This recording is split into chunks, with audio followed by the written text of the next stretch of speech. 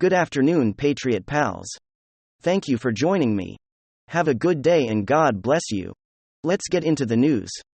And it looks like Fox News, once again, is showing its true colors. Some of their hosts over there are out there continuing to demand that free speech be curbed, that people would not be allowed to be able to speak their mind. They are against the First Amendment, just like many in the mainstream media, many in journalism, many in government who want to limit speech. That is who these individuals are. They're nothing but a bunch of commies who want to continue to suppress your right to be able to speak your mind.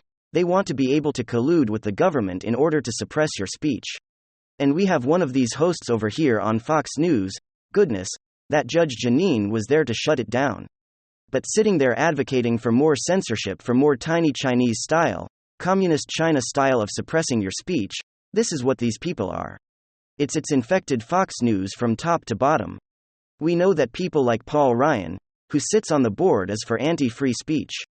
So it's no surprise that it trickles down to these hosts to think it's okay to go ahead and advocate to silence you. So let's get to take a look at here. Because this whole thing with free speech is aimed at what they call hate speech. There's no such thing as hate speech. It's all covered under the First Amendment of the United States. Once you start going down the road of hate speech, now you have to create a board, you have to create some type of concessions. What do you consider hate speech? Now you got people now looking at what speech is okay? What speech isn't okay? Well, speech could hurt your feelings and that's okay. You don't have to listen to it. You can turn to channel, you cannot go to that person's website. You can't go to that person's page, whatever. But they continue to advocate for more censorship. And that's what we have with these people. So let's take a look at this story is coming to us from Red Voice Media. It says Fox News host defense.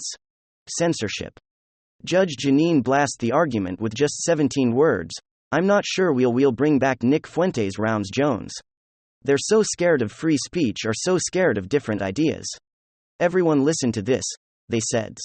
Are you hanging out with Kanye again? I would like to talk about that. So if it'll be interesting to see, when all of these people who have been banned, I know Kanye was only suspended for a couple of weeks because of his anti-Semitic tweet. But anti-Semitic tweet. If people were ridiculous, it will be interesting to see how far Musk will go in terms of restoring accounts to people who are really repugnant. I'm sure he won't bring back Nick Fuentes or Alex Jones, but that will be repugnant versus another standard.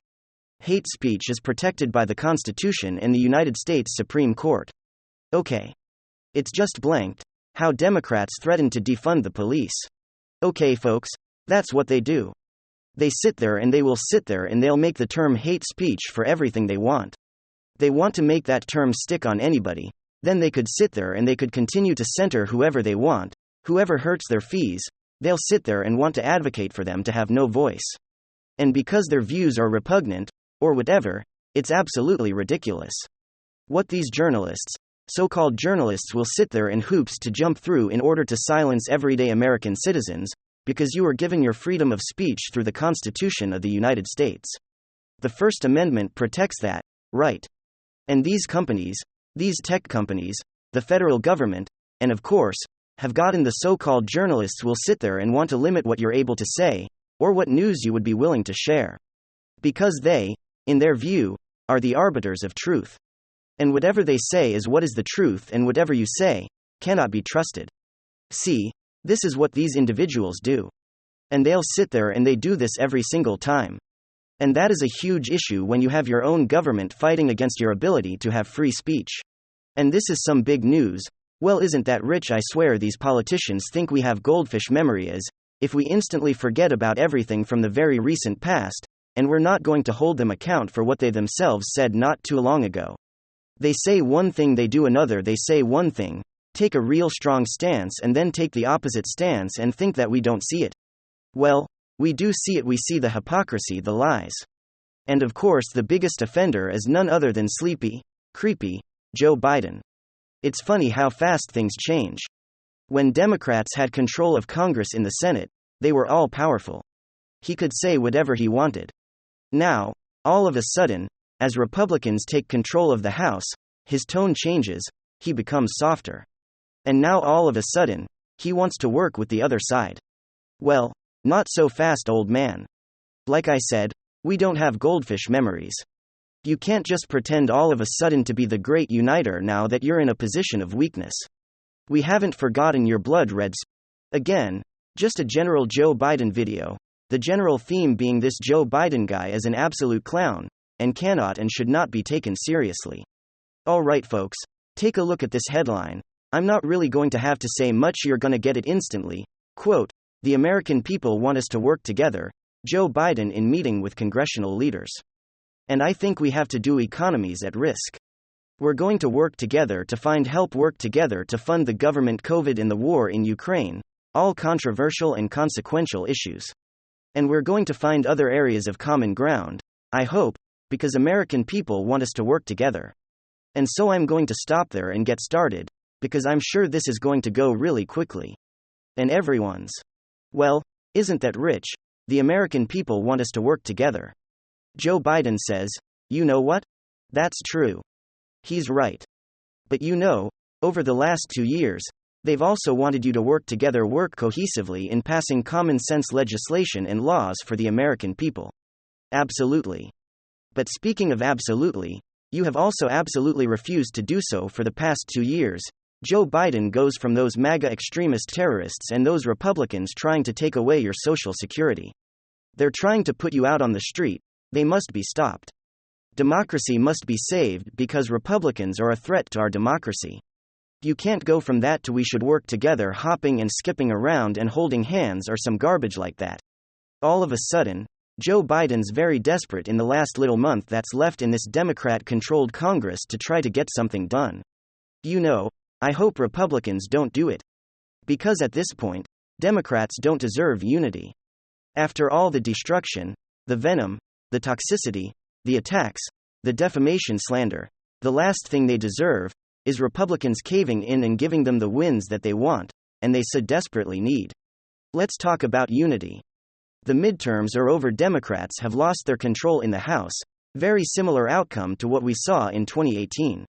Or during Donald Trump's first term, Republicans retained control of the Senate and lost control of the House, overseeing the same thing this year, Democrats maintaining control of the Senate and losing control of the House. Well, from 2018 to 2020, what exactly did Democrats do to work together with Republicans in the Trump administration to get stuff done? Let me think real quick. Oh yeah.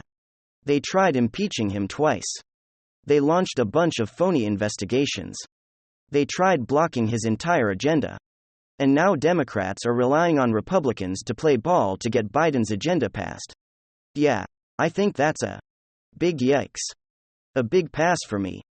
Not to mention, at the end of the day, I mean, basic common sense and understanding of fiscal responsibility in the economy dictates that if Republicans are to do the right thing for their constituents, and for the American people, probably the best thing that they could do is block Joe Biden's destructive economic agenda, get in the way of Joe Biden, turn him into an absolute lame duck loser president. That right there is possibly the absolute best outcome, best case scenario moving forward. And man, what I'm thinking is I hope that Kevin McCarthy does not cave. He seems like the type that probably will, but hopefully he doesn't, because the Democrats don't deserve that. They don't deserve a Kevin McCarthy trying to unite with Joe Biden again. We go back to the contrast between the Trump years and the Biden years. I mean, for instance, you have this meeting over here at the White House with congressional leaders and Joe Biden, and take a look at the scene. Well, during the Trump years, what did that look like? It looked like this. Nancy Pelosi causing drama, being a total obstructionist, trying to send the man to jail. Let's not forget that one. And so after years of putting the American people through this kind of nonsense, do Democrats now deserve Republican leadership that's going to do their bidding? I don't think so. Oh, and let's not forget this fiasco. Everyone listen to this, Trump says. And my fellow Americans, the best is yet to come back. God bless you. And God bless America. Thank you very much. Okay. Today, Nancy Pelosi ripping Donald Trump's speech during the State of the Union address. I mean, that was the president's agenda. Donald Trump was presenting to the American people his plan for moving the country forward, what his priorities were going to be, and honestly, it was a great inspirational speech. And what Nancy Pelosi did there by ripping up that speech was essentially rip up Donald Trump's ambitions and agenda, saying I am not going to play ball with the evil orange men. And so no, Joe Biden doesn't deserve unity. Joe Biden doesn't deserve unity after all of his slanderous attacks. I mean, his blood-red speech was what, 3 or 4 months ago? I mean, it's funny how things change before the election. People like Kevin McCarthy and the MAGA Republicans in the House and in the Senate were a threat to democracy. Joe Biden was issuing a call to voters to show up to the polls, vote for the Democrats in droves, because if they didn't, these Republicans were going to take away your rights and they were going to decimate democracy. They were an existential threat to your well-being. Now apparently, he's willing to work with them after they gain control of the House. Politics is a cynical game, folks, because of these cynical actors who act in such dishonest, despicable, divisive manner. They do what they do, and then they turn around and pretend like it never happened. Joe Biden does have an excuse. I mean, he probably just doesn't remember. The guy probably doesn't remember stuff that he said 5 minutes ago, let alone months ago. But either way, in my opinion, that is no excuse. Biden's handlers and the Democrats have set the rules, and Republicans should play by them. Stop this man's agenda. He must be stopped at any and all cost. At least that's my view. Any legislative win will not only most likely be devastating to the American economy, or any Democrat legislative win, I should clarify that statement a little bit, and any supposed legislative win will most likely increase the chances of a Joe Biden victory in 2024. And that, my friends, stopping that possibility, that potential outcome, in my opinion, should be priority numero uno. The number one priority of the Republicans right now is to ensure that the Joe Biden destruction stops comes to an end. Republicans are notoriously weak. And if they try to take the moral high ground here, when they go low, we go high, and they cave in, they're going to look like absolute clowns. Like weaklings. It's time Republicans start playing the game and start actually fighting for their interests and fighting for the interests of their constituents. Honestly, just like the Democrats do play the game, Republicans don't play their game. Hopefully you folks enjoyed this chat this morning. Thank you very